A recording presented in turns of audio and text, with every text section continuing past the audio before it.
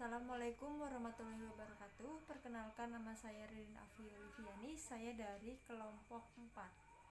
Saya Setia Pugit Pratita dari kelompok 4.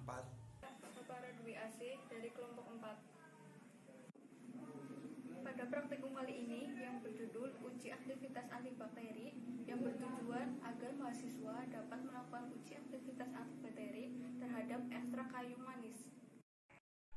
Menurut Ryan and Roy tahun 2004, antibakteri adalah suatu zat yang dapat menekan pertumbuhan atau membunuh bakteri. Antibakteri memiliki dua macam tipe berdasarkan cara kerja terhadap bakteri, yaitu antibakteri spektrum luas yang mampu menekan pertumbuhan atau membunuh bakteri gram positif dan negatif, dan sedangkan spektrum sempit mampu menekan pertumbuhan atau membunuh bakteri gram positif atau negatif.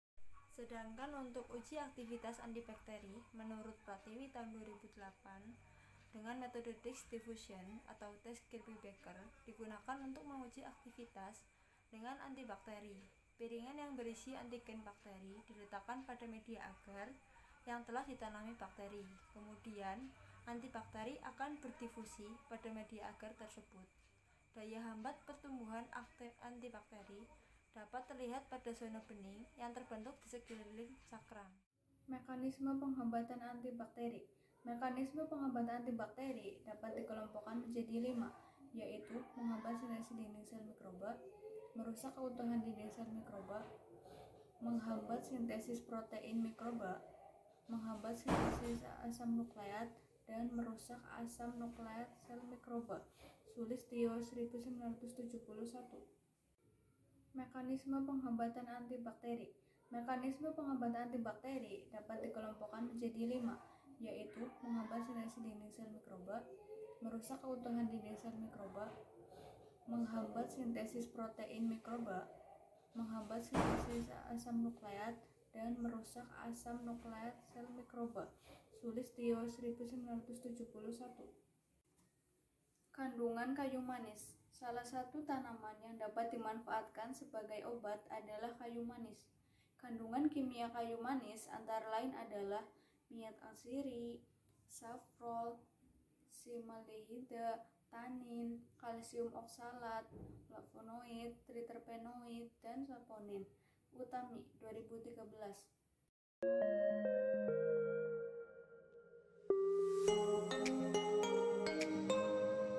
Untuk praktikum yang pertama, dibuat larutan ekstrak dengan konsentrasi 25%, 50%, 75%, dan 100% dengan melarutkan ekstrak kulit kayu manis dengan DMSO 100%.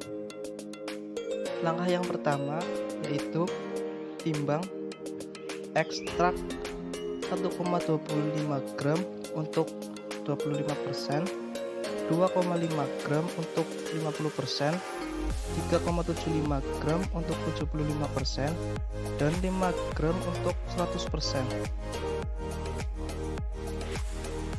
Kemudian ditambahkan 5 ml TMSO 100% kepada tiap-tiap ekstrak. Sebelum melakukan praktikum, alangkah baiknya sterilkan dulu cawan bakteri menggunakan api di atas spiritus. Langkah selanjutnya dibuat 4 sumuran menggunakan sedotan secara aseptis. Setelah dibuat 4 sumuran, kemudian dimasukkan larutan ekstrak dengan masing-masing konsentrasi dalam larutan.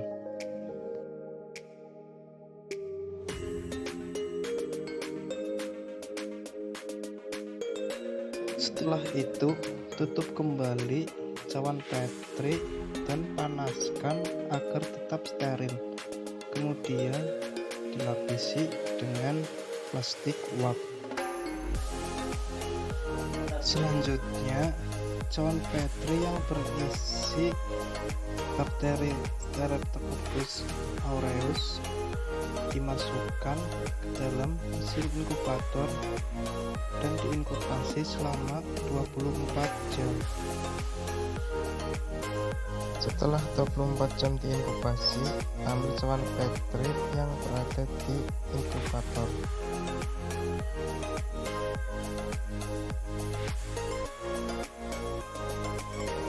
Lalu diamati zona bening yang terbentuk pada media. Kemudian diukur zona hambat yang ditandai dengan terbentuknya zona bening tersebut.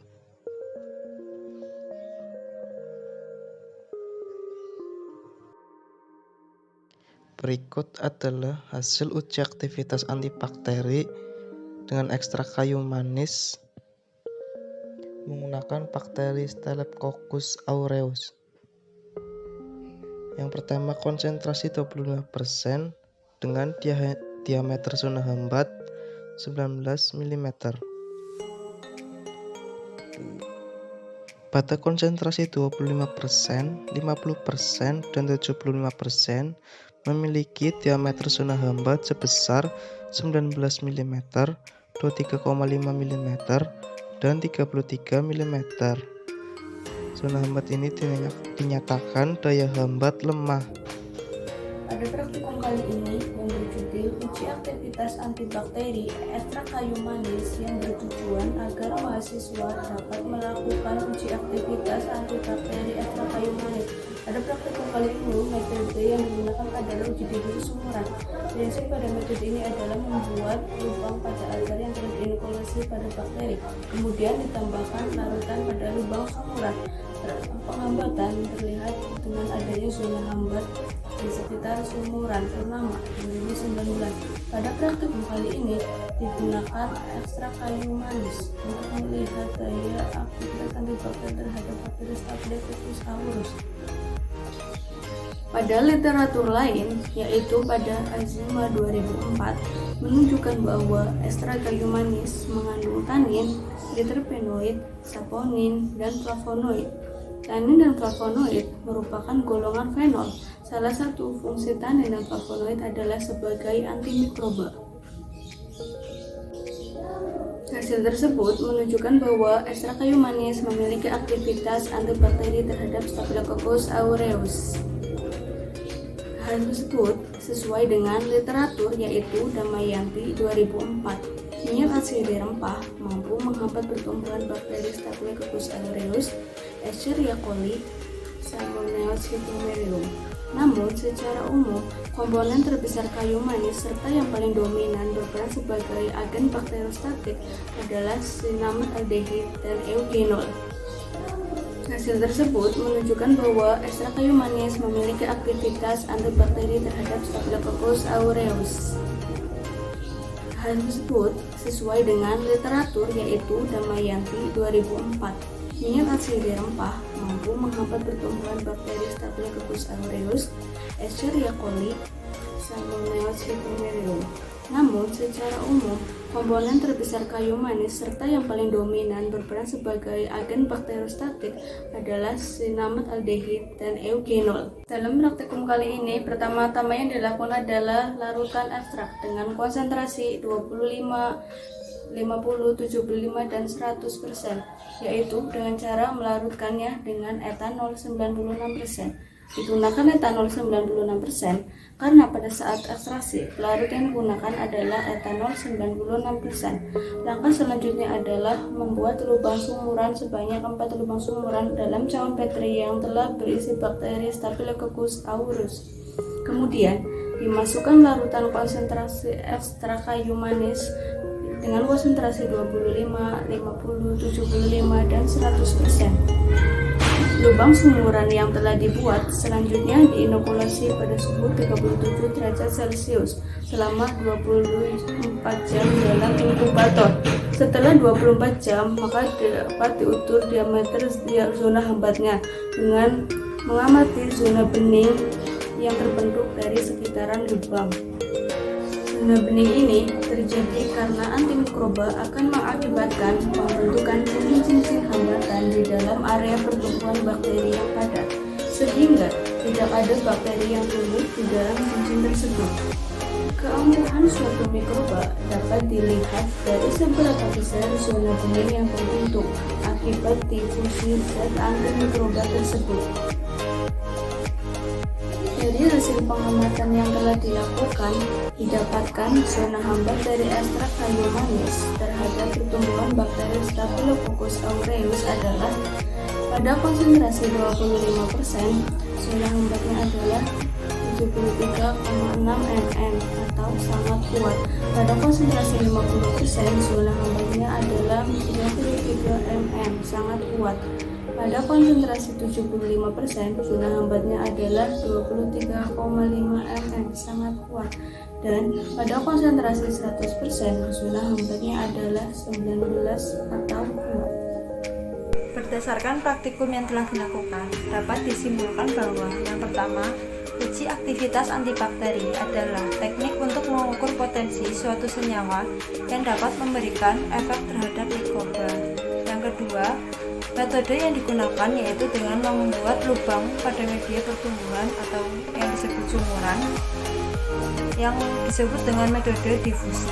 Yang ketiga, pada larutan konsentrasi 25%, 50%, dan 75% memiliki daya hambat yang sangat luas, sedangkan yang keempat, larutan konsentrasi 100% memiliki daya hambat kuat saja karena zona hambat kuat berada di kisaran 10-20 mm. Yang kelima, prinsip dari uji aktivitas ini yaitu dengan memberikan bakteri pada ekstrak yang sudah disiapkan. Terima kasih.